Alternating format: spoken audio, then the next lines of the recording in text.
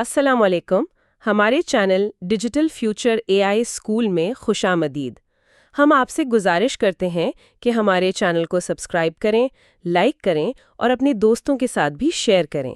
آج ہم جناب ظہیر احمد میر کی کتاب اے آئی ایجنٹ میکرز کی 28ویں قسط پر بات کریں گے۔ آج ہم ایک بہت ہی بنیادی سوال پر بات کریں گے جو اے آئی کے بارے میں اکثر لوگوں کے ذہن میں آتا ہے۔ ہم سنتے ہیں کہ اے آئی جلد ہی وکیلوں اور استادوں جیسے بڑے بڑے کام سنبھال لے گا، ٹھیک ہے؟ پھر ہم یہ بھی دیکھتے ہیں کہ یہی اے آئی کبھی کبھی بہت ہی چھوٹی، بہت ہی مذاقیہ غلطیاں کر دیتا ہے۔ جی بالکل۔ تو سوال یہ پیدا ہوتا ہے کہ ایک ایسی ٹیکنالوجی جو ابھی تک آپ کہہ لیں پوری طرح قابل بھروسہ نہیں، وہ اتنے اہم اور ذمہ دارانہ کام آخر کیسے کر سکتی ہے؟ اور یہ بہت ہی اہم سوال ہے۔ اس کا جواب جو اس کتاب میں ملتا ہے وہ واقعی سوچ کے انداز کو بدل دیتا ہے۔ اچھا؟ کتاب کا مرکزی خیال یہ ہے کہ اس مسئلے کا حل کسی ایک سپر ذہین اے آئی میں نہیں ہے جو سب کچھ کر سکے، بلکہ اس کا حل ماہر اے آئی ایجنٹس کی ایک پوری ٹیم بنانے میں ہے۔ ایک ایسی ٹیم جو ایک فیکٹری کی اسمبلی لائن کی طرح مل کر کام کرے۔ واہ، اے آئی اسمبلی لائن، یہ تو بہت دلچسپ تصور ہے۔ بالکل، یہ ایک انقلابی سوچ ہے۔ دیکھیں، اب تک ہم اے آئی کو ایک سوئس آرمی نائف کی طرح دیکھتے آئے ہیں، مطلب ایک ایسا ٹول جو بہت سے کام کر سکتا ہے لیکن شاید کسی ایک کام میں ماہر نہ ہو۔ صحیح۔ لیکن یہ کتاب کہتی ہے کہ مستقبل اسپیشلسٹ ٹولز کا ہے، مطلب ایک بہت بڑے اور پیچیدہ کام کو، جیسے وکالت، چھوٹے چھوٹے قابل انتظام حصوں میں توڑ دیا جائے اور پھر ہر حصے کے لیے ایک ماہر اے آئی کو ذمہ داری سونپ دی جائے۔ اچھا، تو اس سے ہوتا کیا ہے؟ مطلب کام تو وہی رہا۔ اس سے نہ صرف کام زیادہ مؤثر ہوتا ہے بلکہ وہ قابل بھروسہ بھی بن جاتا ہے، کیونکہ ہر قدم پر کوالٹی کو کنٹرول کیا جا سکتا ہے، بالکل ایک فیکٹری کی طرح۔ ٹھیک ہے، یہ تھیوری تو بہت دلچسپ ہے۔ آئیے اس کی کوئی عملی مثال دیکھتے ہیں۔ پہلے قانون کے شعبے کو لیتے ہیں، جو کہ آپ جانتے ہیں انتہائی منطقی اور اصولوں پر مبنی ہوتا ہے۔ جی۔ تو تصور کریں کہ ہائی کورٹ کے ایک پیچیدہ مقدمے کی تیاری کرنی ہے۔ انسانی دنیا میں تو اس کے لیے وکلاء، پیرا لیگلز اور ریسرچرز کی ایک پوری ٹیم کئی ہفتے بلکہ مہینے لگا دیتی ہے۔ کتاب کے مطابق یہ کام اے آئی ایجنٹس کی ایک ٹیم کیسے کرے گی؟ کتاب میں اس کے لیے 5 ایجنٹس پر مشتمل ایک مکمل ورک فلو، ایک پورا نظام بیان کیا گیا ہے۔ اس ٹیم کا جو پہلا رکن ہے وہ ہے ریسرچ ایجنٹ۔ ریسرچ ایجنٹ، اچھا۔ اس کا کام کسی بھی عدالتی فیصلے کو پڑھنا اور اس میں سے کام کی چیزیں نکالنا ہے، یعنی اہم حقائق کیا تھے، قانونی نکات کون سے زیر بحث آئے، اور وہ بنیادی اصول جس پر فیصلہ دیا گیا، جسے قانون کی زبان میں ریشیو کہتے ہیں۔ اور یہ کام تو آسان نہیں ہوتا ہوگا، قانونی زبان بہت پیچیدہ ہوتی ہے۔ بالکل نہیں، یہ بہت مشکل کام ہے۔ اس ایجنٹ کا کام، آپ سمجھیں، اس زبان کے سمندر میں سے موتی نکالنا ہے۔ یہ خام مواد کو قابل استعمال معلومات میں تبدیل کرتا ہے۔ ٹھیک ہے، تو ریسرچ ایجنٹ نے اپنا کام کر دیا، اس نے حقائق اور قانونی نکات نکال لیے۔ اس کے بعد اگلا قدم کیا ہے؟ اب میدان میں آتا ہے اسٹیچیوٹ ایجنٹ۔ Statute agent? جی، اسے آپ ٹیم کا قانون کا کیڑا سمجھ سکتی ہیں۔ اس کا صرف ایک ہی کام ہے، قانون کی موٹی موٹی کتابوں کو سمجھنا اور ان کا اطلاق کرنا۔ یہ ریسرچ ایجنٹ سے ملنے والے حقائق کو لیتا ہے اور بتاتا ہے کہ ان حقائق پر قانون کی کون سی دفعات لاگو ہوتی ہیں اور ان کی تشریح کیسے کی جائے گی۔ یعنی یہ صرف قانون کا حوالہ نہیں دیتا بلکہ بتاتا ہے کہ اس کیس میں قانون کیا کہتا ہے۔ بالکل، یہ اس کیس کے سیاق و سباق میں قانون کی تشریح کرتا ہے۔ اچھا، یہاں تک تو بات بالکل سیدھی لگ رہی ہے۔ ریسرچ ہوئی، پھر قانون کا اطلاق ہو گیا، لیکن میرے لیے سب سے دلچسپ حصہ اب آ رہا ہے۔ کتاب میں ایک کانٹراڈکشن ایجنٹ کا ذکر ہے۔ اس کا کام اپنی ہی ٹیم کے دلائل میں خامیاں تلاش کرنا ہے۔ یہ تو بہت عجیب بات ہے۔ کیا اس سے پورا نظام سستی ہو جائے گا؟ مطلب اپنی ہی ٹیم کے کام میں کیڑے نکالنا؟ بظاہر ایسا ہی لگتا ہے نا، لیکن قانونی حکمت عملی میں یہ سب سے اہم قدم ہے۔ ایک اچھا وکیل ہمیشہ یہ سوچتا ہے کہ مخالف وکیل اس کے دلائل پر کہاں سے حملہ کر سکتا ہے۔ صحیح، یہ تو ہے۔ یہ کانٹراڈکشن ایجنٹ اسی کام کو خودکار بناتا ہے۔ یہ شیطان کا وکیل بن کر کام کرتا ہے۔ یہ صرف منطقی غلطیاں نہیں پکڑتا بلکہ یہ ان تمام ممکنہ کمزوریوں کی نشاندہی کرتا ہے جنہیں مخالف ٹیم استعمال کر سکتی ہے۔ یعنی یہ ایک طرح کا سٹریس ٹیسٹ ہے دلائل کے لیے؟ بالکل صحیح کہا آپ نے، یہ ایک سٹریس ٹیسٹ ہے۔ یہ عمل دراصل کیس کو سست نہیں کرتا، بلکہ اسے فولاد کی طرح مضبوط بناتا ہے۔ یہ اس بات کو یقینی بناتا ہے کہ جب کیس عدالت میں جائے تو اس میں کوئی واضح کمزوری باقی نہ رہے۔ واہ، یہ تو واقعی بہت گہری سوچ ہے۔ ایک اے آئی دوسرے اے آئی کے کام کو چیلنج کر رہا ہے تاکہ حتمی نتیجہ بہترین ہو۔ اس اندرونی جانچ پڑتال کے بعد کیا ہوتا ہے؟ جب دلائل ہر طرح سے پرکھ لیے جاتے ہیں تب ڈرافٹنگ ایجنٹ اپنا کام شروع کرتا ہے۔ اچھا، اب تحریر کا مرحلہ آیا۔ جی، یہ تمام معلومات، حقائق، قانونی اطلاق اور تضادات کے جوابات سب کو اکٹھا کر کے ایک جامع اور مدلل تحریر کی شکل دیتا ہے۔ یہ وہ قانونی بریف ہے جو عدالت میں پیش کیا جاتا ہے۔ اور آخر میں کیا کوئی فائنل چیک بھی ہوتا ہے؟ جی بالکل، ایک فیکٹری کی طرح۔ آخر میں کوالٹی کنٹرول ایجنٹ آتا ہے۔ وہ پوری دستاویز کا آخری جائزہ لیتا ہے، زبان، فارمیٹنگ، حوالوں کی درستگی، ہر چیز کو یقینی بناتا ہے اور اسے حتمی شکل دیتا ہے۔ تو یہ ایک مکمل اسمبلی لائن ہے، خام مال سے لے کر تحقیق، پھر قانون کا اطلاق، پھر اندرونی تنقید، پھر تحریر اور آخر میں فائنل چیک۔ اور اس کا نتیجہ صرف ایک خلاصہ نہیں بلکہ ایک مکمل قانونی پیکج ہے جس میں تحریری بریف، زبانی دلائل کے نوٹس اور اپیل کی وجوہات تک شامل ہیں۔ بالکل، اور اس ماڈل کی خوبصورتی یہ ہے کہ یہ صرف ایک قسم کے کیس تک محدود نہیں ہے۔ کتاب میں دیگر قانونی کاموں کے لیے بھی ایسی ہی ٹیموں کا ذکر ہے۔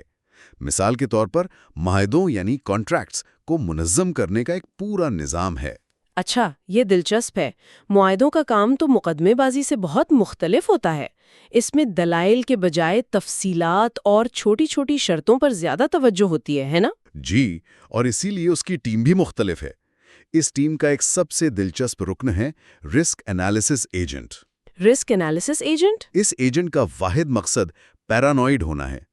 اسے اس طرح تربیت دی جاتی ہے کہ وہ 100 صفحات پر مشتمل معاہدے کو پڑھے اور اس میں سے صرف وہ ایک لائن تراش کرے جو 5 سال بعد آپ کی کمپنی کو دیوالیہ کر سکتی ہے۔ یعنی یہ ٹیم کا پیشہ ور مایوسیت پسند ہے۔ Professional pessimist. بالکل، اور کاروباری دنیا میں اس کی قیمت انمول ہے۔ یہ ان خطرات کو ڈھونڈ نکالتا ہے جو انسانی نظر سے اکثر اوجھل رہ جاتے ہیں۔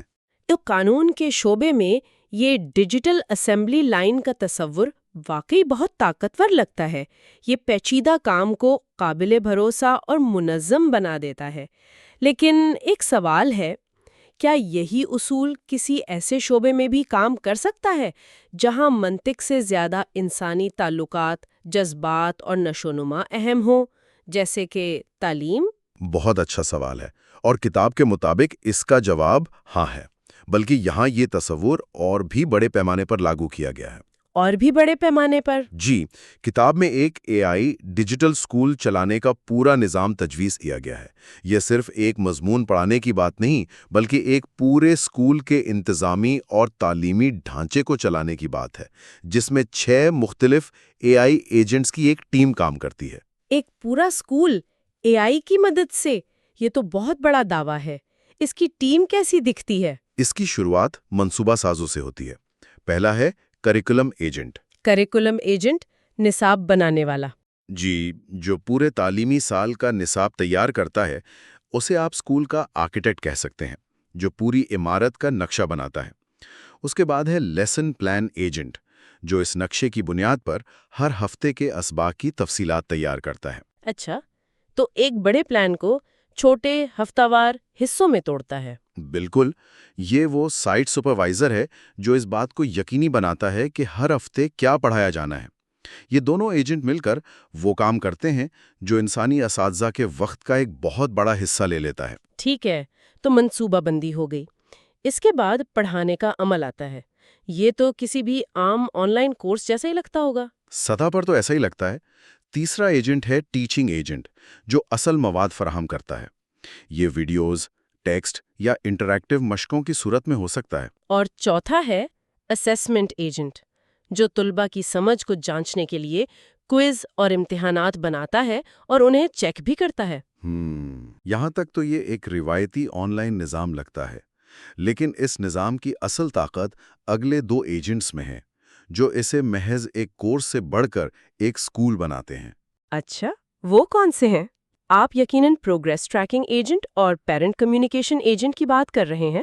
بالکل، پروگریس ٹریکنگ ایجنٹ ہر ایک طالب علم کا ذاتی ٹیوٹر ہے جو 24 گھنٹے کام کرتا ہے۔ ذاتی ٹیوٹر؟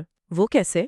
دیکھیں، یہ صرف یہ نہیں دیکھتا کہ کس طالب علم کے کتنے نمبر آئے، یہ اس بات کا گہرائی میں تجزیہ کرتا ہے کہ طالب علم کہاں اور کیوں غلطیاں کر رہا ہے۔ کیا اسے کوئی بنیادی تصور سمجھ نہیں آیا؟ کیا وہ کسی خاص قسم کے سوال میں کمزور ہے؟ یہ انفرادی سطح پر کارکردگی کا ایک ایسا تفصیلی نقشہ تیار کرتا ہے جو ایک استاد کے لیے 40 بچوں کی کلاس میں بنانا تقریباً ناممکن ہے۔ اور پھر پیرنٹ کمیونیکیشن ایجنٹ ہے، اس کا کام تو نام سے ہی ظاہر ہے۔ جی، اور ایک سابق استاد کے طور پر میں آپ کو بتا سکتا ہوں کہ ہر ہفتے یا ہر مہینے ہر بچے کی تفصیلی پروگریس رپورٹ لکھنا اور والدین سے بات کرنا ایک بہت بڑا انتظامی بوجھ ہوتا ہے۔ یہ ایجنٹ اس عمل کو خودکار بنا دیتا ہے۔ لیکن یہاں پھر وہی انسانی رابطے والا سوال پھر سے آ جاتا ہے، کیا ایک مشین والدین کو اپنے بچے کی کارکردگی کے بارے میں وہ جذباتی اور ہمدردانہ فیڈ بیک دے سکتی ہے جو ایک انسان دیتا ہے؟ شاید نہیں، اور میرے خیال میں یہیں پر انسانی استاد کا کردار ناقابل یقین حد تک اہم ہو جاتا ہے۔ تو یہ نظام استاد کو تبدیل کرنے کے لیے نہیں، بلکہ اسے بااختیار بنانے کے لیے ہے۔ بالکل یہی بات ہے، یہ انتظامی بوجھ کو سنبھال لیتا ہے تاکہ استاد اپنا وقت ان چیزوں پر لگا سکے جو مشینیں نہیں کر سکتیں، جیسے طلبہ کو حوصلہ دینا، ان کی رہنمائی کرنا اور ان سے ایک تعلق قائم کرنا۔ صحیح۔ اور یہ ماڈل صرف اسکول چلانے تک محدود نہیں، کتاب میں طلبہ کی رہنمائی کے لیے ایک الگ نظام کا بھی ذکر ہے جس میں ایک بہت ہی طاقتور ایجنٹ شامل ہے۔ اسے ویکنس ڈیٹیکٹر ایجنٹ یعنی کمزوری کا پتہ لگانے والا ایجنٹ کہا گیا ہے۔ کمزوری کا پتہ لگانے والا ایجنٹ؟ یہ پروگریس ٹریکر سے کیسے مختلف ہے؟ وہ بھی تو یہی کام کر رہا تھا۔ یہ اس سے ایک قدم آگے ہے۔ پروگریس ٹریکر بتاتا ہے کہ طالب علم نے کیا غلطی کی۔ ویکنس ڈیٹیکٹر یہ تشخیص کرنے کی کوشش کرتا ہے کہ طالب علم نے کیوں غلطی کی۔ اچھا، یہ تو بہت گہری بات ہے۔ جی، یہ ذاتی نوعیت کی تعلیم، پرسنلائزڈ لرننگ کی روح ہے۔ مثال کے طور پر، اگر کوئی طالب علم ریاضی کے کسی سوال میں بار بار غلطی کر رہا ہے تو یہ ایجنٹ یہ تجزیہ کر سکتا ہے کہ اصل مسئلہ اس سوال میں نہیں بلکہ اس بنیادی تصور میں ہے جو اس نے 3 مہینے پہلے سیکھا تھا اور وہ اسے صحیح طرح سمجھ نہیں پایا تھا۔ واہ، تو یہ تو استاد کو بالکل ایکس رے ویژن دے دیتا ہے طالب علم کے ذہن کا۔ آپ اسے ایسا ہی سمجھیں۔ یہ تشخیص انسانی استاد کو طالب علم کی مدد کے لیے ایک بالکل درست ہدف فراہم کرتی ہے۔ تو اس سب کا کیا مطلب ہے؟ آج ہم نے جو 2 مثالیں دیکھیں، قانون اور تعلیم، ان سے ایک واضح تصویر سامنے آتی ہے۔ اے آئی کا مستقبل شاید کسی ایک سپر ذہین، سب کچھ جاننے والے اے آئی میں نہیں ہے، بالکل نہیں، بلکہ اس کا مستقبل ماہر اے آئی ایجنٹس کی چھوٹی چھوٹی منظم ٹیمیں بنانے میں ہے، جو ایک اسمبلی لائن کی طرح مل کر پیچیدہ کاموں کو قابل بھروسہ طریقے سے انجام دیتی ہیں۔ بالکل۔ اس تمام اپروچ کے پیچھے جو بنیادی اصول ہے وہ ہے ڈیکمپوزیشن۔ ڈیکمپوزیشن؟ جی، یعنی کسی بھی بڑے پیچیدہ پیشہ ورانہ کام کو اس کے چھوٹے چھوٹے اجزاء میں تقسیم کر دینا۔ قانونی بریف تیار کرنے جیسا بڑا کام چھوٹے مراحل میں تقسیم ہو جاتا ہے: ریسرچ، اطلاق، تنقید، تحریر اور جائزہ۔ یہی منظم نقطہ نظر ان سسٹمز کو عام چیٹ باٹس کی سطح سے بہت آگے لے جاتا ہے اور انہیں حقیقی دنیا میں قابل استعمال اور قابل بھروسہ بناتا ہے۔ تو یہ اے آئی کے ساتھ کام کرنے کے طریقے میں ایک بنیادی تبدیلی ہے۔ جی، جہاں انسان ایک کاریگر سے ایک فیکٹری مینیجر کا کردار ادا کرنے کی طرف بڑھ رہا ہے جو اپنی اے آئی ورک فورس کی نگرانی کرتا ہے۔ اور یہیں پر میں آج کی گفتگو کو سامعین کے لیے ایک آخری سوال پر چھوڑنا چاہوں گی۔ ان تمام نظاموں میں ہم نے ماہر ایجنٹس اور ان کے کرداروں کی تفصیل تو دیکھی، لیکن ان کے مینیجر یا آرکسٹریٹر کا واضح ذکر نہیں۔ یہ بہت دلچسپ نقطہ ہے۔ ان ٹیموں کو کون ہدایات دیتا ہے؟ ان کے کام کو کون مربوط کرتا ہے؟ کیا مستقبل میں کوئی ہیڈ آف چیمبرز اے آئی یا پرنسپل اے آئی بھی ہوگا جو پورے آپریشن کی نگرانی کرے گا؟ یا پھر یہ وہ مقام ہے جہاں ہمیشہ ایک انسانی حتمی ڈائریکٹر کے طور پر موجود رہے گا جو اپنی اے آئی ورک فورس کو چلاتا ہے اور آخری فیصلہ کرتا ہے۔ اس پر ضرور سوچیے، جو سب کچھ جانتا ہے۔ لیکن آج کی ہماری گفتگو کا مرکز ایک اے آئی نہیں بلکہ اے آئی کی ایک پوری ٹیم ہے۔ اور یہی اس گفتگو کو دلچسپ بناتا ہے۔ ہاں، ہم آج ظہیر احمد میر کی کتاب اے آئی ایجنٹ میکرز کا گہرائی سے جائزہ لے رہے ہیں۔ اور اس کتاب کا جو بنیادی خیال ہے نا وہ کمال کا ہے۔ کیا ہے وہ بنیادی خیال؟ یہی کہ کسی بھی بڑے اور پیچیدہ کام کو ایک ہی سپر اے آئی پر ڈالنے کے بجائے اسے چھوٹے چھوٹے ماہر اے آئی ایجنٹس میں تقسیم کر دیا جائے۔ اور وہ سب ایجنٹس پھر ایک نظام کے تحت مل کر کام کرتے ہیں؟ بالکل، ایک ٹیم کی طرح۔ اور دیکھیں، یہ صرف کوئی تکنیکی بات نہیں ہے، یہ سوچ کا ایک بنیادی فرق ہے۔ کیسے؟ مطلب اس سے کیا فرق پڑتا ہے؟ دیکھیں، ایک واحد ہمہ جہت اے آئی کا جو تصور ہے وہ اکثر تھوڑا خوفناک اور ناقابل رسائی لگتا ہے۔ صحیح، لیکن ماہرین کی ایک ٹیم کا تصور بہت زیادہ قابل فہم ہے، یہ عملی بھی لگتا ہے۔ یہ بالکل ایسا ہی ہے جیسے آپ کسی کمپنی کو چلانے کے لیے ایک جنرل مینیجر کی خدمات حاصل کرنے کے بجائے مارکیٹنگ، فائنانس اور آپریشنز کے الگ الگ ماہرین کی ایک ٹیم بنائیں۔ بالکل، ہر ایجنٹ اپنے مخصوص کام میں ماہر ہوتا ہے، اور جب وہ مل کر کام کرتے ہیں تو نتائج کہیں زیادہ بہتر اور قابل بھروسہ ہوتے ہیں۔ بالکل۔ تو آج کا ہمارا مشن یہی ہے کہ ہم اس کتاب میں بیان کردہ 20 مختلف نظاموں میں سے چند منتخب نظاموں کا جائزہ لیں۔ اور یہ سارے نظام استعمال کے لیے تیار ہیں، مطلب یہ صرف تھیوری نہیں ہے۔ جی ہاں، اور ہم صرف یہ نہیں دیکھیں گے کہ یہ نظام کیا کرتے ہیں، ہم یہ سمجھنے کی کوشش کریں گے کہ ان کے پیچھے سوچ کیا ہے اور یہ ہمارے کام کرنے کے انداز کو کیسے بدل سکتے ہیں۔ تو کہاں سے شروع کر رہے ہیں ہم؟ کاروبار سے شروع کریں گے، پھر طب، مواد کی تخلیق اور حکومتی امور جیسے شعبوں کا بھی جائزہ لیں گے۔ تو آئیے اس دلچسپ دنیا کو کھوجنا شروع کرتے ہیں۔ چلیے۔ اچھا، تو آئیے سیدھا مدے پر ہوتے ہیں۔ کاروبار اور سٹارٹ اپس کی دنیا۔ کتاب میں ایک نظام کا ذکر ہے، اے آئی سٹارٹ اپ لانچ سسٹم۔ جی۔ اور جو بات مجھے سب سے زیادہ حیران کر گئی وہ یہ تھی کہ صرف 6 اے آئی ایجنٹس پر مشتمل ایک نظام کسی کے ذہن میں موجود ایک مبہم سے آئیڈیا کو ایک مکمل پیش کرنے کے قابل پچ ڈیک تک پہنچا سکتا ہے۔ یعنی سرمایہ کاری کے لیے ایک مکمل پریزنٹیشن۔ جی، یہ کیسے ممکن ہے؟ مطلب یہ بظاہر بہت سیدھا لگتا ہے، لیکن اس کے پیچھے کی جو پیچیدگی ہے۔ دیکھیں، اس کے اثرات بہت گہرے ہیں۔ سٹارٹ اپ شروع کرنے کا عمل اکثر بہت بے ترتیب اور افراتفری کا شکار ہوتا ہے نا؟ بالکل، ایک آئیڈیا ہوتا ہے لیکن یہ نہیں پتا ہوتا کہ شروع کہاں سے کریں، مارکیٹ کی تحقیق کیسے کریں، بزنس ماڈل کیا ہو۔ صحیح، یا مالی تخمینے کیسے لگائیں۔ یہ نظام اس پورے عمل کو ایک منظم شکل دیتا ہے، ایک ترتیب دیتا ہے۔ اور اس کے ایجنٹس کے نام بھی بڑے دلچسپ ہیں، ان سے ہی ان کے کام کا اندازہ ہو جاتا ہے۔ جیسے کہ پہلا ہے مارکیٹ ریسرچ ایجنٹ، پھر problem solution agent, business model agent, branding agent. Branding agent, یہ تو تخلیقی کام ہے، اے آئی کیسے کرے گا؟ یہی تو میرا بھی سوال تھا۔ پھر پچ ڈیک ایجنٹ اور آخر میں فائنانشل پروجیکشن ایجنٹ۔ لیکن میرا سوال یہ ہے کہ کیا یہ صرف پرانے عمل کو تیز کرنے کا ایک نیا طریقہ ہے یا یہ بنیادی طور پر اس بات کو بدل رہا ہے کہ کون ایک کاروباری بن سکتا ہے؟ یہ ایک بہترین سوال ہے اور اس کا جواب دوسرے نقطے میں ہے۔ یہ صرف رفتار کے بارے میں نہیں ہے۔ اچھا، دلچسپ بات یہ نہیں کہ یہ نظام ایک انسانی ٹیم کی طرح کام کرتا ہے۔ دلچسپ بات یہ ہے کہ یہ وہ غلطیاں نہیں کرتا جو انسانی ٹیمیں کرتی ہیں۔ مطلب ان ایجنٹس میں کوئی انا یعنی ایگو نہیں ہوتی، کوئی دفتر کی سیاست نہیں ہوتی۔ فائنینشیل ایجنٹ کبھی بھی برانڈنگ ایجنٹ سے اس بات پر ناراض نہیں ہو سکتا کہ اس کا آئیڈیا بہتر تھا۔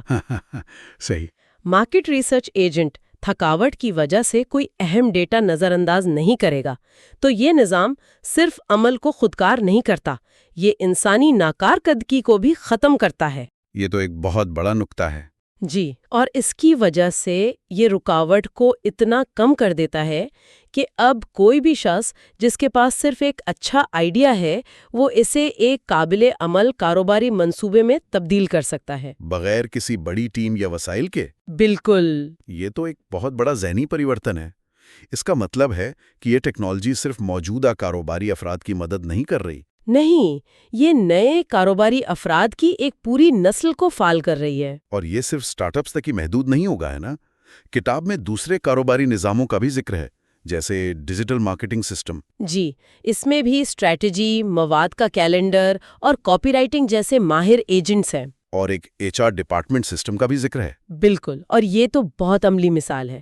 میں نے اپنے کریئر میں کئی دن بلکہ ہفتے صرف سینکڑوں CVs کو چھانٹنے میں گزارے ہیں تاکہ ایک پوزیشن کے لیے چند موزوں امیدوار مل سکیں۔ یہ تو بہت تھکا دینے والا کام ہے۔ دوسرا ایجنٹ ان تمام درخواستوں میں سے بہترین امیدواروں کی اسکریننگ کر رہا ہے، اور تیسرا ایجنٹ انٹرویو کے لیے موزوں سوالات بھی تیار کر رہا ہے۔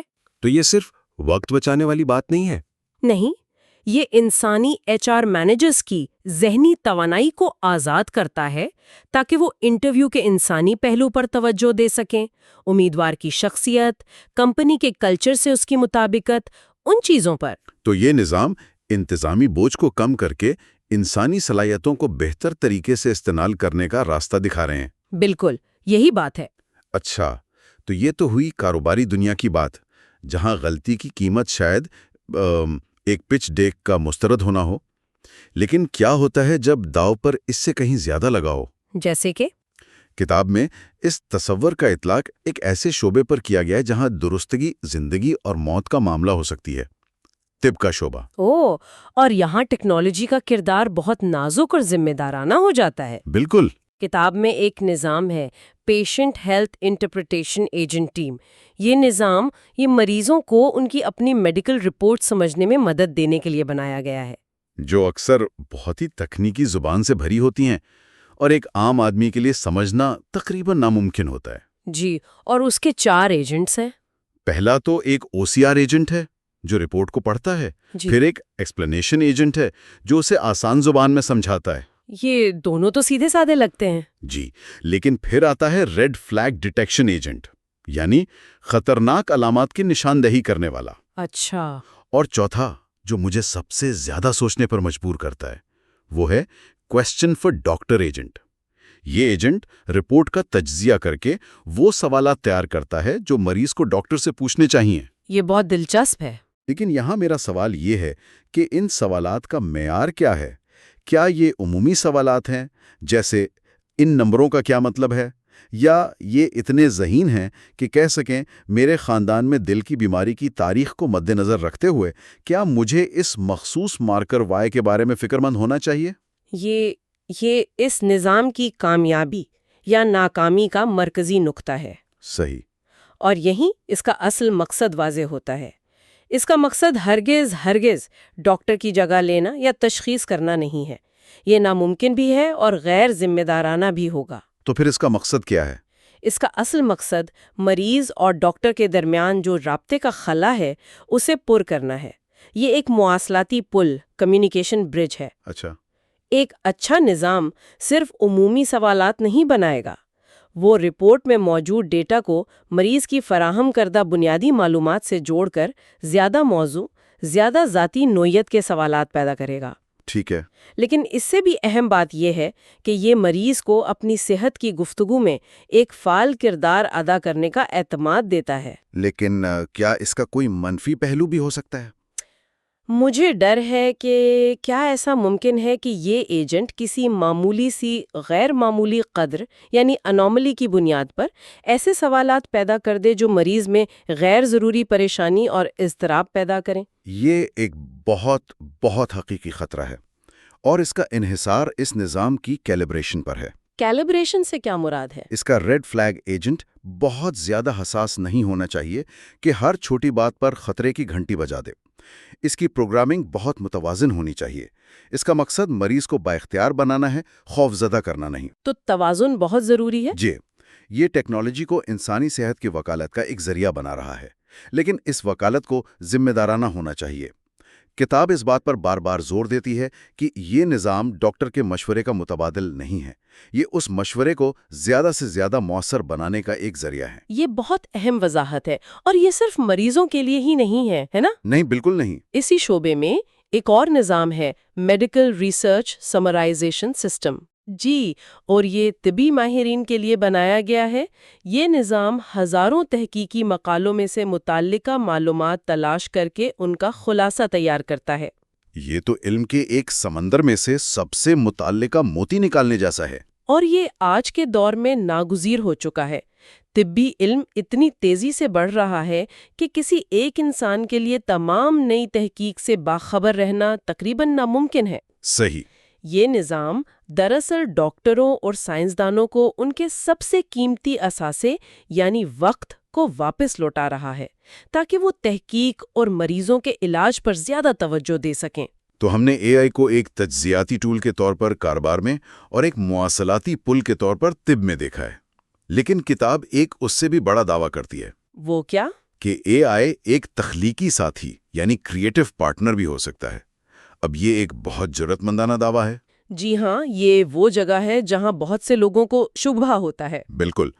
تو آئیے مواد کی تخلیق یعنی کانٹینٹ کریشن کے شعبے کو دیکھتے ہیں۔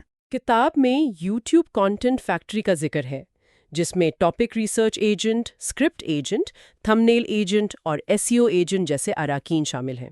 یہ تو ایک مکمل پروڈکشن ٹیم لگتی ہے۔ جی بالکل۔ میرا سوال یہیں پر ہے، کیا ایک اسکرپٹ ایجنٹ یا پھر تھمبنیل ایجنٹ واقعی تخلیقی ہو سکتا ہے، یا یہ صرف ایک بہت ہی نفیس نکالی کرنے والی مشین ہے؟ مطلب یہ کہ وہ ماضی کے کامیاب مواد کے نمونوں کو پہچان کر انہیں دوبارہ پیش کر رہی ہے۔ کیا یہ حقیقی تخلیق ہے یا صرف کلکس کے لیے اصلاح، آپٹیمائزیشن؟ یہ اس وقت اے آئی کی تخلیقی صلاحیتوں پر ہونے والی سب سے بڑی بحث ہے۔ اور اس کا جواب کیا ہے؟ اور اس کا ایماندارانہ جواب یہ ہے کہ ابھی اس وقت یہ زیادہ تر اصلاح ہے۔ یہ نمونوں کو پہچاننے میں بہترین ہے، یہ بتا سکتا ہے کہ کس قسم کے تھمبنیل پر زیادہ کلک ہوتے ہیں یا کون سے عنوانات زیادہ تلاش کیے جاتے ہیں۔ تو یہ ڈیٹا پر مبنی ہے۔ جی، لیکن کتاب میں ایک اور مثال ہے جو اس سے آگے کی طرف اشارہ کرتی ہے۔ پوڈ کاسٹ پروڈکشن سسٹم میں ایک ایجنٹ ہے جس کا نام ہے story arc agent. Story arc agent یہ کیا کرتا ہے؟ یہ بہت دلچسپ ہے۔ یہ ایجنٹ صرف معلومات کو ترتیب نہیں دیتا، یہ اس بات کو یقینی بناتا ہے کہ پوڈ کاسٹ کی کہانی میں ایک مناسب ابتدا، درمیان اور اختتام ہو۔ یعنی ایک مکمل بیانیہ کی ساخت، نیریٹو سٹرکچر۔ بالکل۔ یہ صرف ڈیٹا پوائنٹس کو نہیں جوڑ رہا بلکہ ایک کہانی بننے کی کوشش کر رہا ہے۔ واہ! اور یہ اصلاح سے ایک قدم آگے ہے۔ یہ کہانی سنانے کے فن کو یعنی تناؤ، اتار چڑھاؤ اور حل کو سمجھنے کی کوشش ہے۔ تو یہ ابھی ابتدائی مراحل میں ہے؟ جی بالکل ابتدائی مراحل میں، لیکن یہ اس سمت کی نشاندہی کرتا ہے جہاں اے آئی صرف ایک آٹومیشن ٹول نہیں بلکہ تخلیقی عمل میں ایک معاون کے طور پر کام کر سکتا ہے۔ معاون، متبادل نہیں؟ بالکل۔ اسی طرح کتاب میں بک رائٹنگ ملٹی ایجنٹ سسٹم ہے۔ اس میں سٹوری ٹیلنگ ایجنٹ اور لینگویج پالشر جیسے ایجنٹس ہیں۔ ان کا مقصد مصنف کی جگہ لینا نہیں ہے بلکہ اس کی مدد کرنا۔ جی، اسے تحقیق میں، پلاٹ کی خامیوں کو دور کرنے میں اور زبان کو بہتر بنانے جیسے کاموں میں مدد دینا تاکہ مصنف اپنی توانائی کہانی کے جوہر پر لگا سکے۔ تو یہ تخلیق کار کی صلاحیتوں کو بڑھانے کے بارے میں ہے، اسے ختم کرنے کے بارے میں نہیں۔ یہ ایک اکیلے تخلیق کار کو ایک پوری ٹیم کی طاقت دیتا ہے۔ بالکل، یہی نقطہ ہے۔ یہ ایک دلچسپ نقطہ نظر ہے۔ اے آئی کی یہ جو صلاحیت ہے کہ وہ قابل اعتماد اور منظم کاموں کو سنبھالے، یہ ہمیں ان شعبوں کی طرف لے جاتی ہے جہاں غلطیوں کی گنجائش بالکل نہیں ہوتی، جیسے عوامی خدمات اور حکومت۔ جی، اور کتاب میں پبلک سروس ڈیلیوری سسٹم کی مثال دی گئی ہے۔ یہ سرکاری محکموں میں شہریوں کی شکایات اور درخواستوں کے عمل کو بہتر بنانے کے لیے ڈیزائن کیا گیا ہے۔ اس میں شکایت درج کرنے، اس کی تصدیق کرنے اور حل کا مسودہ تیار کرنے والے ایجنٹس شامل ہیں۔ جی، لیکن ایک حکومتی نظام کے ساتھ سب سے بڑا خطرہ یہ ہے کہ اے آئی غلط معلومات دے دے یا کسی پالیسی کی غلط تشریح کر دے، اور اس کے نتائج بہت سنگین ہو سکتے ہیں۔ بہت زیادہ۔ تو کتاب کا نظام اس بات کو کیسے یقینی بناتا ہے کہ اے آئی قابل بھروسہ رہے اور اپنی طرف سے باتیں نہ بنائے، جسے ہم ہیلوسینیشن کہتے ہیں؟ کیا اس میں کوئی بلٹ ان فیکٹ چیکر ہے؟ جی، میرا یہی سوال ہے۔ آپ نے بالکل صحیح مسئلے کی نشاندہی کی ہے، اور اس کا جواب اس ٹیکنالوجی کی بنیاد میں ہے۔ وہ کیسے؟ ان قابل بھروسہ نظاموں کو ایک خاص فریم ورک پر بنایا گیا ہے جسے RAG کہتے ہیں، یعنی ریٹریول آگمنٹڈ جنریشن۔ RAG، یہ تھوڑا ٹیکنیکل لگ رہا ہے، اسے آسان الفاظ میں سمجھائیں۔ میں کوشش کرتی ہوں۔ دیکھیں، عام AI ماڈلز کو انٹرنیٹ کی پوری کھلی لائبریری تک رسائی ہوتی ہے، جہاں صحیح اور غلط ہر قسم کی معلومات موجود ہیں۔ ٹھیک ہے۔ ریگ نظام اس کے برعکس کام کرتا ہے۔ آپ AI کو ایک کھلی لائبریری میں بھیجنے کے بجائے اسے صرف چند مخصوص تصدیق شدہ کتابیں دیتے ہیں۔ مثلا حکومت کے تمام قوانین، پالیسیاں اور ضوابط۔ بالکل، اور آپ اسے پابند کرتے ہیں کہ وہ جواب صرف اور صرف انہی دستاویزات میں سے ڈھونڈ کر دے گا، اس کے باہر سے ایک لفظ بھی نہیں۔ اچھا، تو یہ AI کو اپنی یادداشت یا انٹرنیٹ سے جواب دینے سے روکتا ہے اور اسے صرف فراہم کردہ مواد پر انحصار کرنے پر مجبور کرتا ہے۔ بالکل، یہ اس کا بلٹ ان فیکٹ چیکر ہے۔ یہ تو بہت زبردست ہے۔ اور اس ریگ نظام کے بھی اپنے ماہر ایجنٹس ہوتے ہیں، جیسا کہ کتاب میں بتایا گیا ہے۔ اچھا، وہ کون سے ہیں؟ پہلا ہے چنکنگ ایجنٹ۔ وہ ان تمام دستاویزات کو چھوٹے، قابل انتظام ٹکڑوں میں توڑتا ہے۔ ٹھیک ہے۔ پھر ایمبیڈنگ ایجنٹ ان ٹکڑوں کو عددی شکل دیتا ہے تاکہ کمپیوٹر انہیں سمجھ سکے۔ سمجھ گیا۔ جب کوئی شہری سوال پوچھتا ہے تو ریٹریول ایجنٹ ان ہزاروں ٹکڑوں میں سے صرف سب سے متعلقہ ٹکڑے ڈھونڈ کر نکالتا ہے۔ اور آخر میں جو سب سے اہم ہے، گراؤنڈڈ آنسر ایجنٹ ان متعلقہ ٹکڑوں کی بنیاد پر ایک ایسا جواب تیار کرتا ہے جو 100% آپ کے فراہم کردہ مواد پر مبنی ہوتا ہے، اور وہ اس کا حوالہ بھی دے سکتا ہے۔ یعنی وہ بتا سکتا ہے کہ اس نے یہ جواب کس قانون یا پالیسی کی کس شخص سے لیا ہے؟ بالکل۔ تو اس کا مطلب یہ ہوا کہ یہ نظام AI کے جوابات کو درست، قابل بھروسہ اور قابل تصدیق بناتا ہے۔ یہ تو قانون، طب اور حکومتی پالیسی جیسے شعبوں کے لیے ناگزیر ہے۔ یہ ناگزیر ہے۔ اس کے بغیر تو ان شعبوں میں AI کا ذمہ دارانہ استعمال ممکن ہی نہیں۔ جی، RAG اس بات کو یقینی بناتا ہے کہ AI اپنی حدود میں رہے۔ یہ AI کو ایک تخلیقی لیکن بعض اوقات ناقابل اعتبار ٹول سے ایک قابل بھروسہ علمی معاون میں تبدیل کر دیتا ہے۔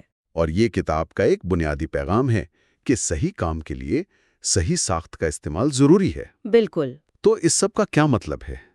ہم نے کاروبار میں عمل کو بہتر بنانے، طب میں رابطے کو مضبوط کرنے، مواد کی تخلیق میں معاونت کرنے اور حکومت میں قابل بھروسہ جوابات فراہم کرنے والے AI نظاموں کا جائزہ لیا۔ جی، مجھے لگتا ہے کہ ظہیر احمد میر کی اس کتاب کا اصل پیغام یہ ہے کہ AI کا مستقبل ایک واحد عظیم ذہانت میں نہیں ہے، بلکہ ماہر ایجنٹس کی باہمی تعاون پر مبنی منظم ٹیموں میں ہے۔ اور یہ صرف نظریاتی باتیں نہیں ہیں بلکہ عملی بلو پرنٹس ہیں۔ بالکل، اور اس کے وسیع تر مضمرات بہت گہرے ہیں۔ یہ نظام ایک ایسے مستقبل کی طرف اشارہ کرتے ہیں جہاں پیچیدہ سے پیچیدہ کاموں کو ماہر AI ٹیموں کے ذریعے منظم کیا جا سکتا ہے۔ اس کا مطلب ہے کہ یہ ٹیکنالوجی صرف بڑی کمپنیوں کے لیے نہیں رہے گی۔ نہیں، یہ چھوٹے کاروباروں، انفرادی تخلیق کاروں اور یہاں تک کہ عام شہریوں کے لیے بھی زیادہ قابل رسائی اور قابل اطلاق بن رہی ہے۔ تو یہ صرف کام کو خودکار بنانے کے بارے میں نہیں ہے۔ نہیں، یہ اس سے کہیں بڑھ کر ہے۔ یہ انسانی صلاحیتوں کو بڑھانے اور پیچیدہ مسائل کو حل کرنے کے نئے طریقے ایجاد کرنے کے بارے میں ہے۔ اور اسی سوچ کے ساتھ میں سامعین کے لیے ایک سوال چھوڑ کر اس گفتگو کا اختتام کرنا چاہوں گا۔ ضرور۔ یہ کتاب ان کاموں کے لیے نظام وضع کرتی ہے جو ہم فی الحال کرتے ہیں، جیسے مارکیٹنگ کرنا یا ویڈیو بنانا، لیکن ذرا سوچیں جی، کہ ان مختلف قسم کے ماہر AI ایجنٹس کو ملا کر کون سے بالکل نئے کام یا یہاں تک کہ نئی صنعتیں تخلیق کی جا سکتی ہیں۔ یہ بہت دلچسپ سوال ہے۔ مثال کے طور پر، کیا ہوگا جب ایک میڈیکل ریسرچ ایجنٹ، ایک بزنس ماڈل ایجنٹ اور ایک پبلک پالیسی ایجنٹ کے ساتھ مل کر کام کرے؟ واہ، یہ تو ایک بالکل ہی نئی سطح کی بات ہے۔ ہو سکتا ہے کہ وہ مل کر صحت عامہ کا کوئی ایسا انقلابی حل تیار کر سکیں جس کا ہم نے ابھی تک تصور بھی نہیں کیا ہو، یا ایسی میڈیکل ڈیوائسز کے لیے بزنس پلانز بنائیں جو غریب ممالک کے لیے سستی اور قابل رسائی ہوں۔ تو مستقبل شاید موجودہ کاموں کو بہتر بنانے میں نہیں، بلکہ ان ایجنٹس کو ملا کر بالکل نئے امکانات پیدا کرنے میں ہے۔